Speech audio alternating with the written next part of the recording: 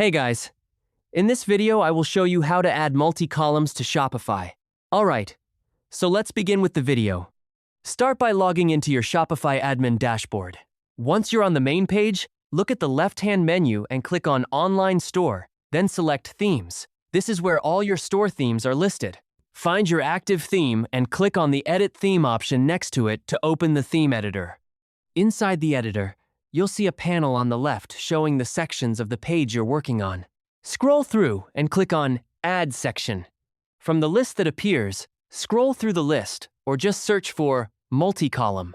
Once appear, choose Multi-Column, which allows you to display multiple content blocks side by side. After adding the section, click on it to open its settings.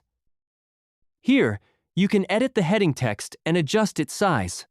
You'll also find options to control image width and ratio, which affect how images appear in each column.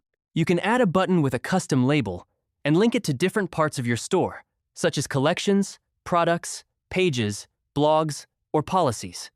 Further down, you'll see layout settings like column size and alignment, as well as options to enable a background, select a color scheme, and adjust how the section appears on mobile, either as a grid or a swipeable carousel. You can also control spacing with padding options and add custom CSS if needed.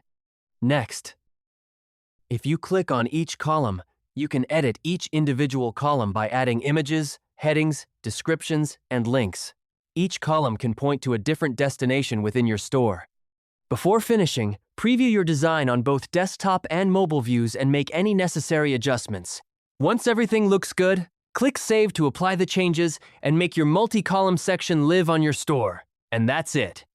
So that's basically how you can add multi-columns to Shopify. So that's all for this video. See you in the next one. Thanks.